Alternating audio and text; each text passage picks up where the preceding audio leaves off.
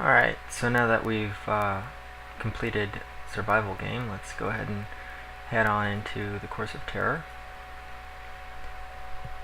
Again, unbridled enthusiasm, very helpful for this minigame. So once you get in, just talk to Malatina here, accept the challenge, and wait about 15 minutes for the jesters to get done with their bullcrap.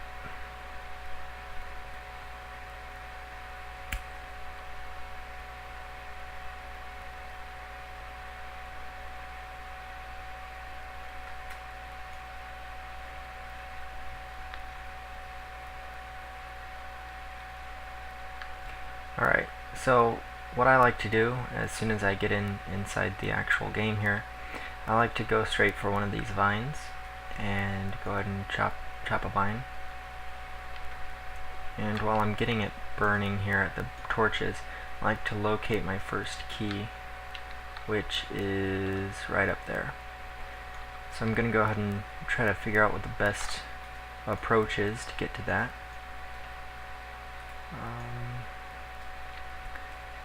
So with the cannons, you just click them, the buff pops up.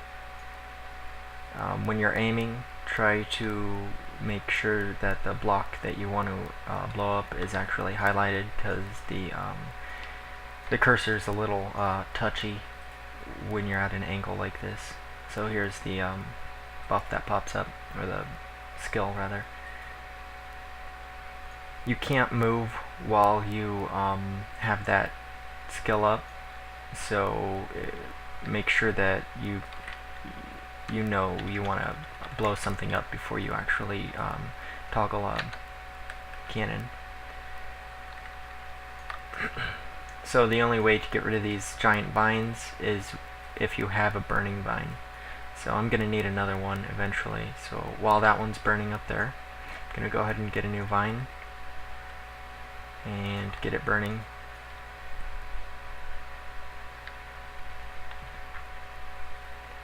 And the object of this game is to get all of the treasure keys in each round. So these purple or pink tiles spawn the gates there with the little ghosts, and the ghosts will keep spawning as long as the gate is alive. So it's usually better to kill the gate first and then kill the ghosts. Sometimes when you kill the gate, the ghost will disappear along with it. Sometimes they'll stay and you have to kill them anyway. So as soon as you get done with a round, you go ahead and go through the portal and start a new round. So I'm going to get another vine.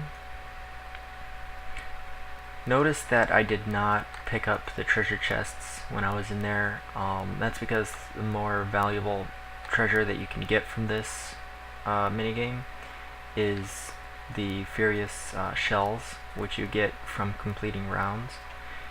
So instead of wasting time, picking up the treasure chests, I personally would rather complete as many rounds as I can.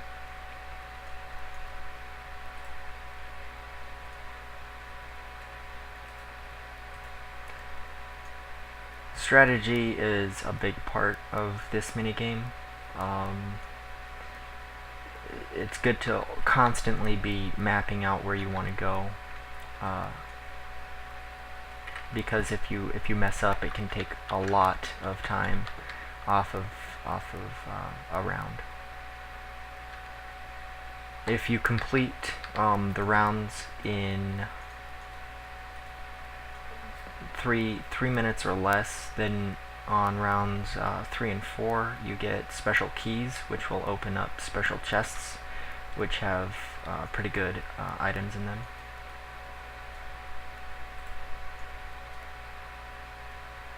Better items than the normal chests.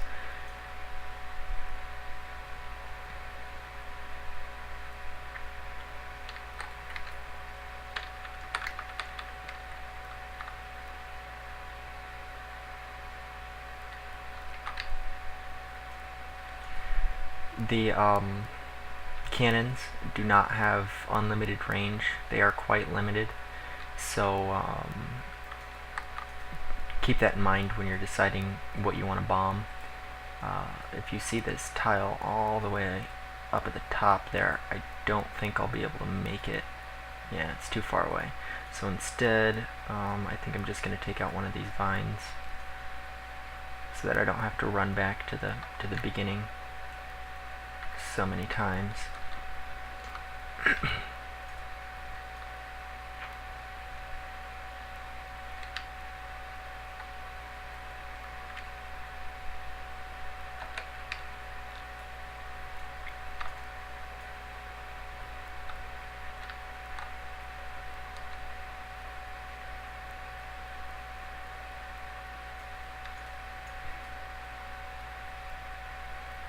These vines, as far as I know, I haven't really tried too much, but as far as I know, the only way to get rid of them is by burning them with the burning vines.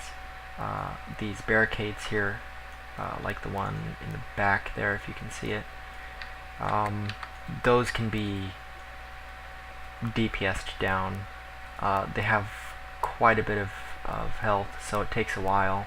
And if you have less than probably 24,000 or so physical or magical attack, it's going to take a really long time. So try not to get yourself in a position where you have to DPS one of those barricades down. Try to make sure that you have a cannon to get rid of them.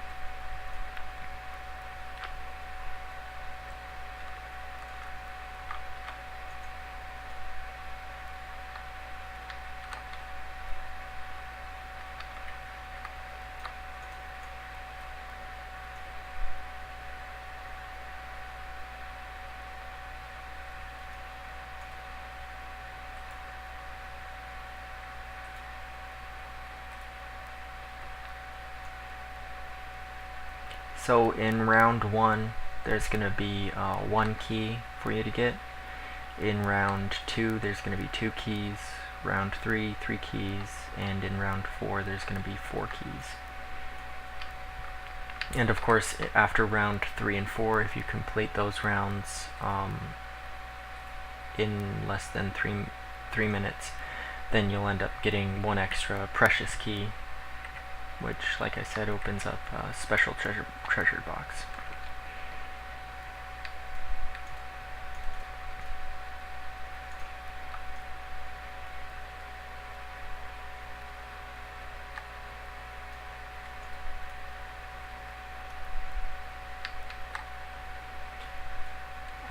These blue mysterious magic stone gates, those will spawn a teleporter, which will teleport you to the beginning of this room over near the torches. It is not possible to get to the treasure room except by completing a round. So those teleport, these things here won't bring you to the treasure box room.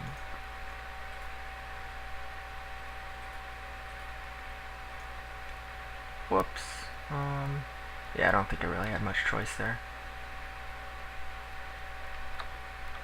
So it looks like I'm gonna have to DPS this barricade down, since I don't have any other cannons to get rid of it.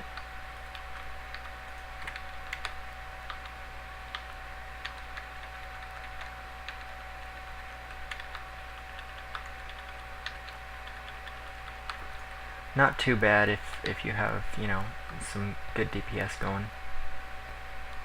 But again, for lower levels and people who aren't, you know, terribly beefy, it takes a while.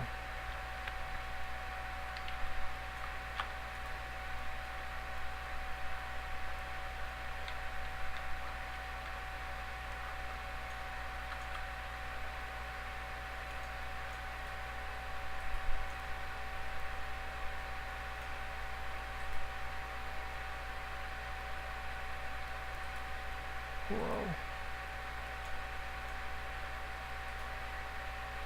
Alright, so I want to show you a trick with those blue teleporter blocks. The trick is, if there's no block behind them, you can actually just run through them, as long as there's no block behind them, which is why I had to take out that barricade before I did that.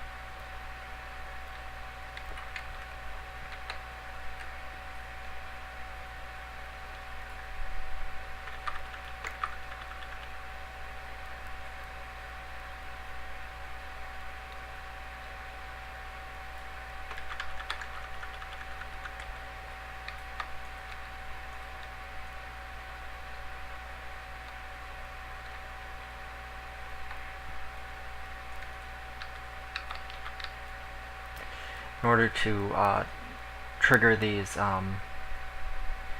blocks from the side, you actually have to be like right in the center of the of them from the side. Kind of annoying. Looks like I'm gonna run out of cannons again.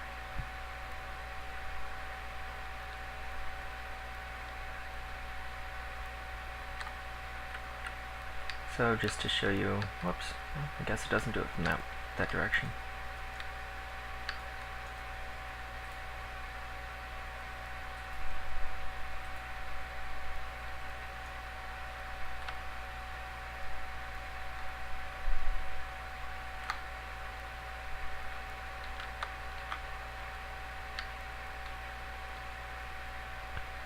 Those teleporter blocks are the only ones that you can skip and pass through.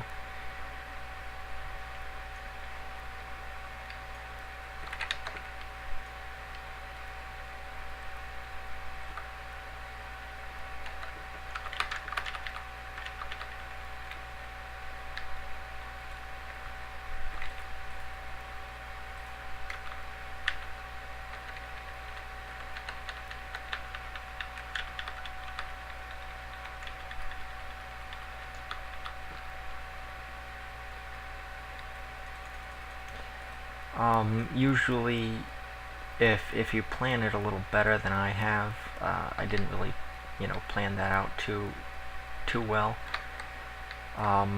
You can be able to complete each round without having to kill a barricade. I just, I didn't plan it out very well.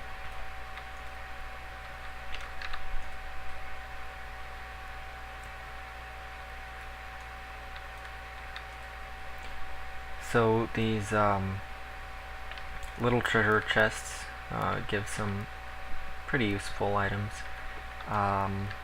Furious potions and horse rental tickets, some fusion stones. Not real great fusion stones, but... And then the precious treasure chests, the ones on the ends, they give much better stuff. Arcane transmitter charges, special repairing hammers,